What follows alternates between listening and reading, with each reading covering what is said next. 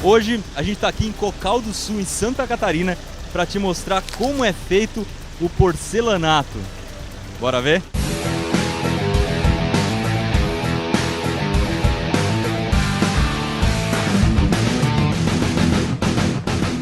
A base do azulejo ou do porcelanato tem 8 ou 9 ingredientes diferentes. Como você deve ter imaginado, o principal deles é a argila. Eu, no caso, estou em cima de uma montanha gigante de argila aqui. Aqui tem várias diferentes, elas vão sendo misturadas durante o processo. Uma segunda matéria-prima muito importante é o feldspato, que nada mais é do que granito moído, pedra moída. Olhando assim parece um areião. Ele vai no porcelanato, mas não vai no azulejo. É importante porque quando o porcelanato vai no forno, isso aqui vai derreter dentro da peça e vai dar muita resistência. No azulejo, uma matéria-prima importante é o calcário. Ele vai no meio da massa para poder liberar gás carbônico e dar porosidade na peça. A porosidade vai fazer com que ele tenha várias ruguinhas atrás. Isso ajuda a grudar o azulejo na parede. A receita do bolo é colocada no computador e quem vai dosar a quantidade dos ingredientes vão ser essas caixas aqui, que se chamam tremonhas. Elas são um funil meio quadrado e na ponta de cada um deles tem um motor que vai puxar a matéria-prima, vai jogar numa esteira que tem uma balança. Essa balança é que vai definir a velocidade da correia e assim a gente consegue definir a quantidade de ingrediente que é jogada nessa esteira principal aqui, ó. Fala a verdade, é bem estranho pensar que isso aqui é que vai ser o porcelanato do chão da sua casa. O material todo vai ser triturado nesse moinho. Ele é contínuo, ou seja, o material não fica parado aí dentro, ele vai andando e saindo aqui na outra ponta. Lá dentro tem várias bolas de óxido de alumínio, de alumina. São 4 tamanhos diferentes e elas vão sendo colocadas no moinho a toda hora, automaticamente pelo computador. E depois saem todas gastas e estraçalhadas desse lado aqui e uma peneira vai pegando. Olha como esse negócio sai do outro lado. Eu ia chamar isso aqui de lama, mas acabei de tomar um puxão de orelha que lama é um termo ofensivo no mundo cerâmico. Lama é aquele barro que está lá na estrada. Isso aqui é barbotina. São todos os ingredientes já muito bem misturados, muito bem pensados, que estão passando por uma peneira vibratória. Primeiro tem uma malha 90, significa que em cada polegada ao quadrada tem 90 furinhos. Embaixo dela já tem uma malha 100, que são 100 furinhos por polegada quadrada. Isso serve para mais uma vez tirar as impurezas dessa mistura aqui que se chama barbotina e não lama. Uma coisa interessante é que aqui eles usam um defloculante. Defloculante é uma substância que serve para separar as partículas que estão aqui na água e deixar elas muito dispersas, todas uma de cada lado. É o contrário do que a gente viu no tratamento d'água, que tem um floculante que junta as partículas e faz a água ficar limpa. Aqui não. A ideia é que a água fique suja o máximo possível para ter uma mistura perfeita. Isso aqui voa na gente. Vou colocar a mão perto aqui só para você ver como é que vai sair minha mão.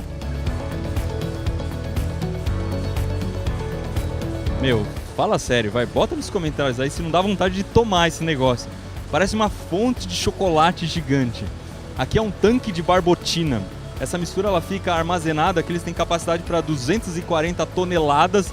O problema é que tem que ficar mexendo toda hora, porque senão as partes sólidas vão sedimentar, elas vão descer e aí você vai perder a mistura.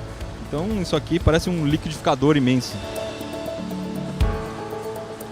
Quem vai transportar a barbotina para a próxima etapa, essa bomba aqui, ela tem pistões de cerâmica. É importante ser desse material porque ele vai se desgastando sem problema ao longo do tempo. É engraçado de ver, parece um pistão de carro, só que ali no meio tem cerâmica e não metal. Aquele chocolate que a gente acabou de ver precisa ser transformado em pó.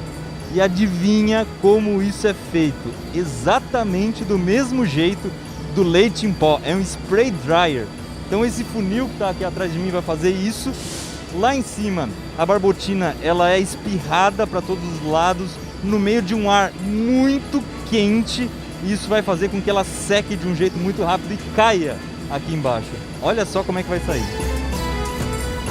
Tá quentinho aqui, uns 80 graus, não dá para ficar com a mão não. Parece seco, mas não tá não. Isso aqui ainda tem 7% de umidade. Eu sempre achei que para fazer o porcelanato era só você pegar uma espécie de uma argila, colocar dentro de uma forma e cozinhar. Mas é bem diferente na hora de ele tomar formato. Aquele pó que a gente viu agora há pouco, ele vem para cá e é colocado dentro de uma forma. Depois uma prensa vai apertar esse pó e aí sim a peça vai tomar forma. A prensa é essa que está aqui atrás de mim. Ela tem uma força de simplesmente 400 quilos por centímetro quadrado. Só para você ter uma ideia, a pressão atmosférica é de 1 quilo por centímetro quadrado. Ali é como se a gente estivesse a mais ou menos 4 quilômetros abaixo do nível do mar. Olha só, esse pedaço acabou de sair da prensa, ele não foi cozido nem nada, é só com um aperto de 400 quilos por centímetro quadrado. Mas ele já tem uma boa resistência. Eu vou quebrar aqui com a mão só para você ver. Isso aqui tá me lembrando uma paçocona, só que ela é bem mais dura e bem mais densa. Eles conseguiram separar um molde aqui pra gente. Olha que bacana. Essa aqui é a parte que vai ficar atrás do porcelanato. Ela tem uma textura que é para melhorar a aderência. Lá na máquina ela fica por baixo. Essa aqui é a parte que vai aparecer. Esse aqui é um porcelanato que tem forma de madeira, tem textura de madeira, então a gente consegue ver os veios. Isso aqui fica na parte de cima da prensa. Então é como se fosse um carimbo, ele vai apertar o pó atomizado e ele vai ganhar todas essas ranhuras. Para ganhar resistência, as peças precisam dar um passeio dentro desse secador. Elas ficam 1 hora andando aqui dentro a 175 graus Celsius. A peça sai a mais ou menos uns 95 graus Celsius e depois recebe uma camada fininha de água que é para tampar qualquer poro, porque logo em seguida ela já vai receber o engobe e depois o esmalte. O engobe é uma espécie de preparação da peça e em cima vai o esmalte, que é aquela cor mesmo do porcelanato que a gente conhece. Nesse caso, eles já misturaram as duas coisas, e aqui é um engobe misturado com esmalte. Ele desce por cima dessa peça como se fosse uma cachoeira, e aí a peça é pintada. Isso aqui é muito hipnotizante, dá pra ficar olhando horas e horas sem parar. Vai lá ver. Você sabe que dá uma vontade desgraçada de colocar a mão naquele negócio pra sentir a textura. Então eu inventei uma desculpa aqui para poder colocar a mão. A gente vai medir a viscosidade desse líquido, do esmalte. Ele é um pó de vidro misturado com água e ele é muito denso, dá mais ou menos o dobro da densidade da água, ou seja, 2 gramas por centímetro cúbico ou 2 quilos por litro. E teoricamente ele demora 55 segundos para passar por esse furinho aqui. Ele é muito viscoso, é muito grosso. Isso aqui se chama copo Ford, serve justamente para medir isso. Vamos pegar um pouquinho lá para ver. Cara, isso aqui parece uma tinta de altíssima qualidade ou um leite condensado misturado com tinta. É muito viscoso. Esses 20 ventiladores que vocês estão vendo aí, eles servem para tirar a umidade da peça e ao mesmo tempo diminuir um pouquinho a temperatura. Porque o próximo passo é passar por uma impressora jato de tinta gigante. É isso que você está vendo aqui. Ela trabalha também com o padrão CMYK, que é o mesmo que você tem em casa, que é ciano, magenta, amarelo e preto. Aqui dentro a cabeça de impressão vai passar por cima da peça, a gente não consegue ver, porque assim como em casa você não consegue ver a cabeça passando em cima do papel, mas do outro lado, em compensação, ó, saiu com uma textura de madeira. Cada tipo de peça recebe um acabamento diferente. Essa aqui precisa ficar áspera para ser antiderrapante. Então ela recebe uma mistura que se chama granilha. É um pó de vidro um pouco mais grosso que vai grudar em cima da peça como se fosse uma lixa. Isso está acontecendo aqui dentro. Essa coisa muito louca aqui atrás de mim é uma prateleira gigante de porcelanato. Ela é formada por um monte de cilindros de metal e o porcelanato vai no meio. São 6 peças por andar e elas ficam aqui esperando a hora de entrar no forno. O detalhe é que tudo isso aqui é movimentado por um robô, que parece aquele equipamento de limpar o chão da casa da gente, só que ele é um pouquinho maior. Só pra você ter uma ideia, uma prateleira dessa vai pesar mais ou menos umas 8 toneladas. Olha só ele carregando sozinho.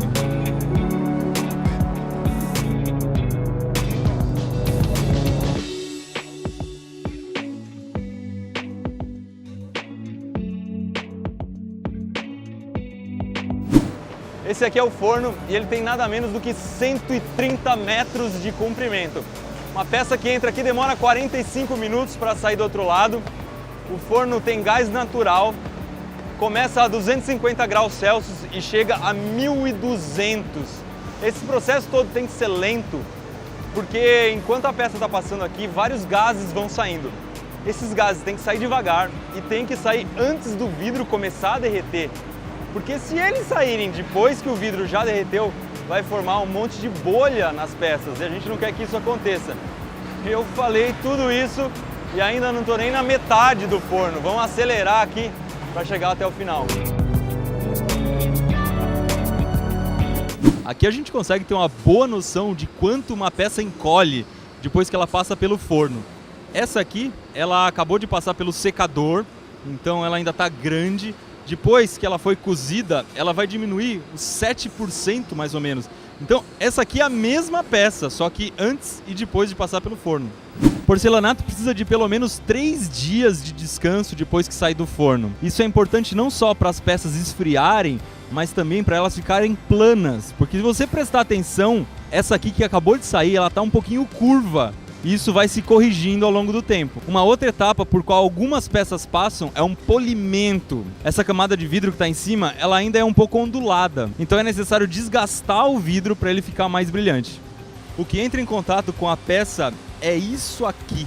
É uma mistura de resina com abrasivo. É mais ou menos como se a gente tivesse uma lixa dentro de um plástico. Esse que você está vendo com os dentes é uma peça que não entrou ainda na máquina, está novinha. E do outro lado tem uma que acabou de sair para ser substituída. Esse desgaste acontece em mais ou menos 8 horas. É bem rápido. Como o polimento tira um pouquinho do revestimento da peça, acabam ficando alguns buraquinhos muito pequenininhos. Então eles têm que passar um impermeabilizante. Esse material é feito de nanopartículas, partículas muito pequenininhas, que com a ajuda de uma esponja vão ser esfregadas em cima da peça e tampar todos esses buracos. É essa esponja aqui. Ela pode parecer meio mole, mas é bem dura. E tem que chegar numa temperatura alta para conseguir juntar o impermeabilizante com a peça. Ó, fiquei bem curioso aqui para saber como a peça faz esse movimento. Ela entra de comprido e aqui no meio ela gira e vai sair de lado. Funciona de um jeito muito parecido com a roda do carro. Tem 2 esteiras aqui que elas formam uma rampa.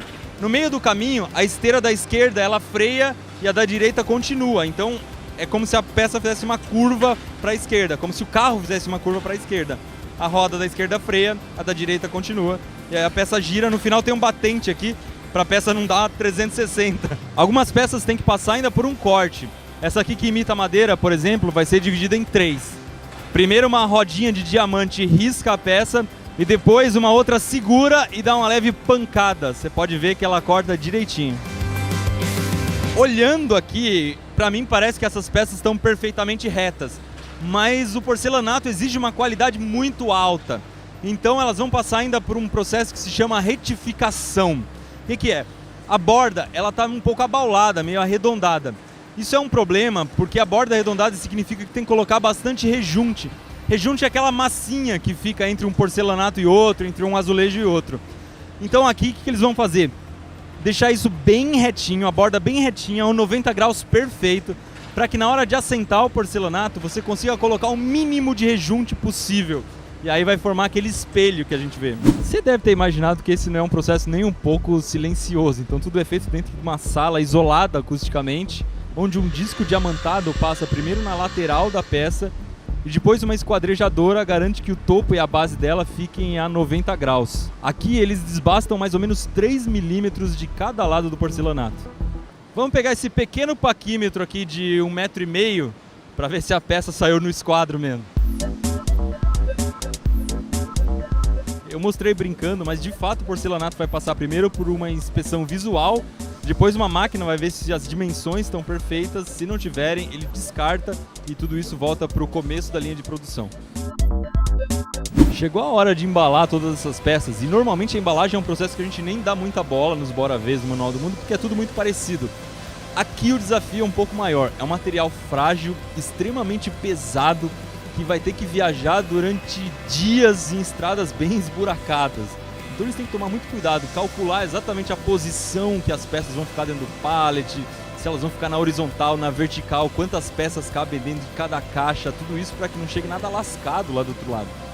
E é esse pallet que vai para a loja de material de construção onde você vai comprar o porcelanato. Isso aqui tem 1 tonelada e 200 quilos, 50 metros de porcelanato. Mais pesado que um carro. Vale um joinha, hein?